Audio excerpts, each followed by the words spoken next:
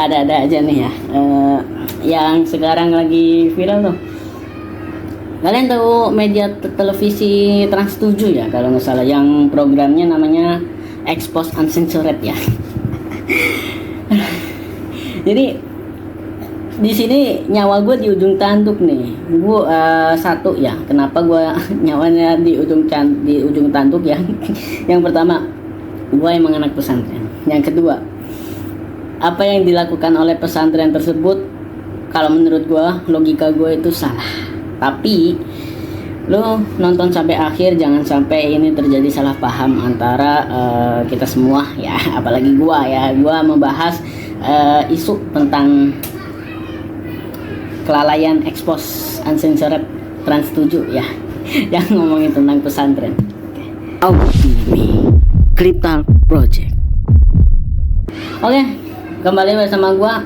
Perkenalkan, gua Rifki Anugrah, founder Cryptal Project ya, atau pemilik Cryptal Project. Di sini gua bakalan membahas tentang audiensi bersama Trans 7 akui lalai dan minta maaf ke alumni Ponpes Lirboyo. Ini nih bener-bener panas gitu ya. Kalau gue lihat kemarin pada saat video-video Expose Uncensored Trans 7 yang kemarin tuh, yang pesantren ya.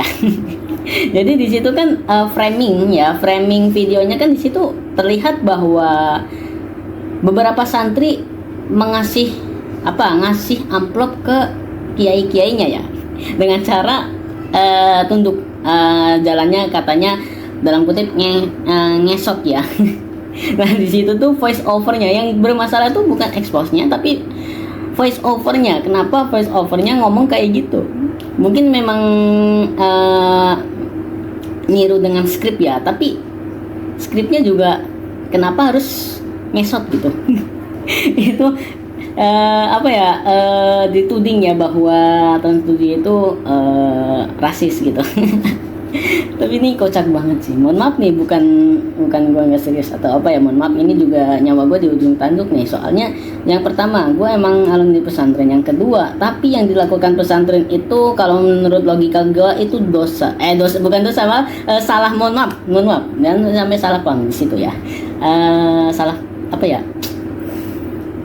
Jadi yang framing pada saat santri itu duduk ya, jalan dengan ngesot, ngasih amplop ke kiai, itu kalau menurut logika gue nggak apa-apa sih.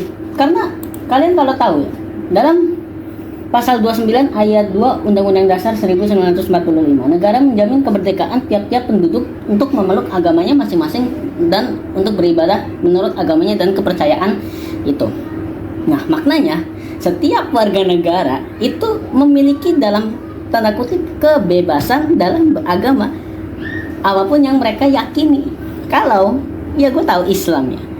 Kalau orang-orang yang nggak melihat Islam itu kayak gini kayak gitu kayak apalah gitu ya, itu sebenarnya mereka tuh sedang diuji untuk mengenal apa itu Islam. Orang yang komentar buruk tentang pesantren itu karena, mohon maaf, orang yang agama Islamnya itu BB aja ya, biasa-biasa aja.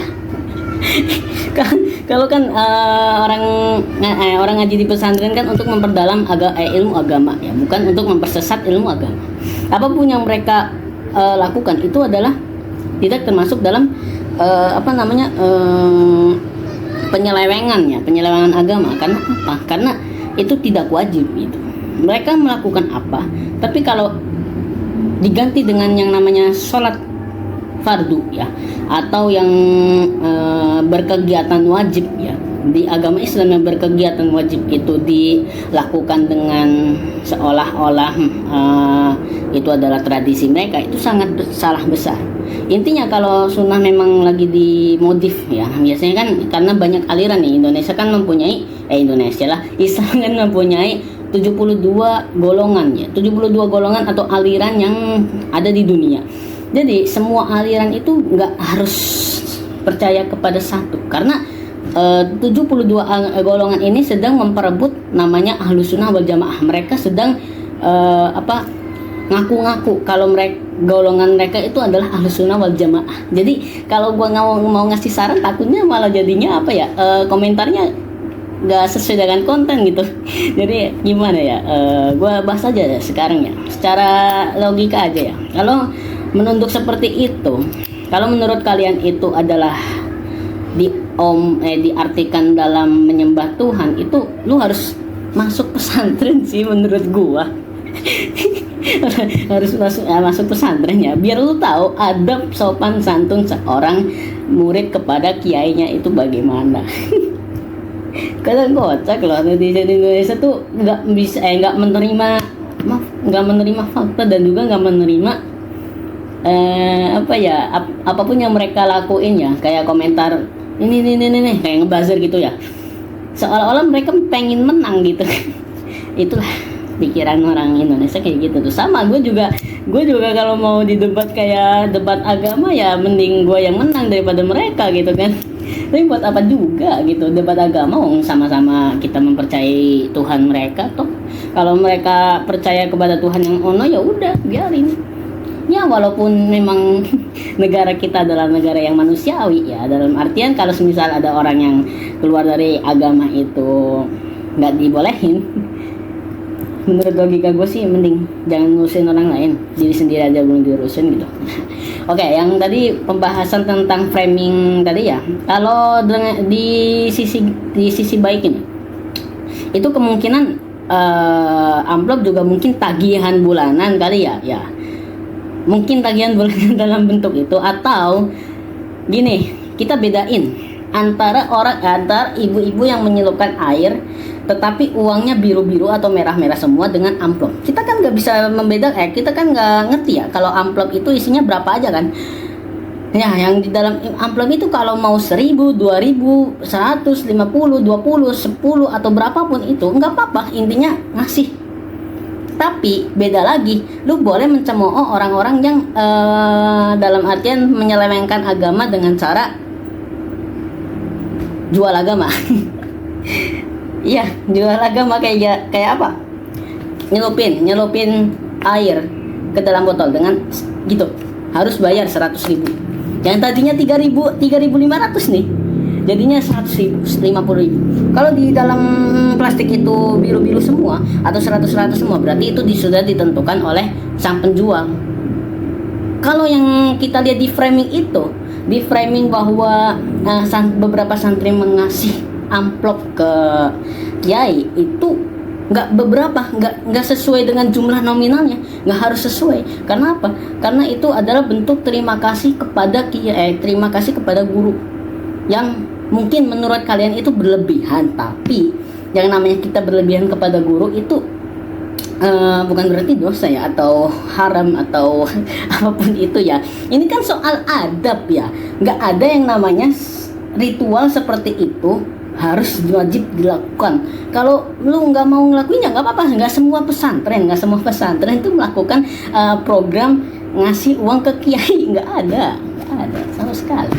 Itu mungkin dalam ya santrin dalam ya, bahasanya itu santrin dalam. Kalau lu mau komentar seperti itu, gua ada di posisi mana? Gua di posisi netral.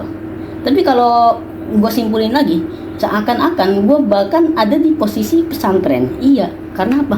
Karena orang yang komentar buruk ke pesantren itu mereka nggak pernah nggak pernah mengaji agama. Itu dasar banget loh. Itu sopan santun yang bener-bener dasar. Santri baru aja udah hampir ngerti. Karena apa? Karena melihat. Itu sopan santun. Katanya antara ilmu dengan adab nomor 1 dibanding ilmu. Tetapi kenapa seolah-olah adab ini tidak diboleh, seolah-olah adab ini dicemooh oleh para netizen? Itu doang. Yang kedua, framing di bagian santri lagi bersih-bersih rumahnya kiai. Itu sebenarnya bukan ngebabu. What the fuck bro? Yang ngomong ngebabu siapa? Gini, lu logika aja sekarang nyari kerjaan juga susah. Gue juga ngelamar gimana aja udah nggak ada harapan gitu ya. Sebenarnya kan itu kerja ya, sama ajanya ya. Tapi kenapa nggak dibayar? Bukan berarti nggak dibayar. Mungkin dibayar pakai jatah makan atau jatah jajan cuma 5.000 10.000. Kenapa mereka mau? Karena satu, tagihan bulanan. Nih, gua kasih contoh aja nih. Lu mondok. Tagihan bulan awal itu lu 5 juta doang. 5 juta lu setiap bulan harus ngasih ke administrasi. 5 juta. Tetapi kalau lu udah semakin lama, kalau lu udah dipilih sama dalam, semisal jadi pengurus digaji nggak? Digajinya dalam bentuk apa? Dipotong tagihannya. Yang tadinya 5 juta jadi 3 juta, jadi 1 juta doang. Karena apa? Itu beasiswa jadi pengurus, beasiswa menjadi dalam ya. Kalau bahasanya itu orang-orang yang biasa bersihin rumah kiai itu namanya dalam, santri dalam gitu ya. Kalau kalian benar-benar mau ngekomen negatif ke gua, it's okay lah. Lu kalau mau masuk pesantren juga nggak apa-apa, satu hari aja atau 1 minggu aja, nggak usah bayar administrasi. Lu bakalan ngerti kehidupan di pesantren itu bagaimana. Nggak semua pesantren ada di framing yang pertama. Berarti di sini kesimpulannya, gua ada di posisi pesantren. Bukan berarti gua mau ngeboikot Trans 7 ya. Logikanya lagi nih, kalau kita ngeboikot Trans 7 sama aja karyawannya nganggur lagi ya. Ada penambahan pengangguran itu bertambah semakin banyak, bukan semakin mengurang, malah semakin banyak. 19 juta belum ada tuh sampai saat ini. Itu doang sih menurut gua ya. Cobalah mikir-pikir lagi gimana. Enak banget nih Milko, tapi nggak di endorse ya, sayang banget. Kalau di endorse gua sama Milko ya rajin-rajin nih gue bikin konten bro. Oke, nggak usah berharap. Tadi ya, semisal kalau kalian benar-benar pengen melakukan hal kehidupan di pesantren itu benar-benar apapun yang lu lakuin itu sama aja kayak yang lu lakuin di rumah. Lu di rumah mungkin cuci-cuci ya, cuci baju, bersih-bersih rumah, itu ada di pesantren.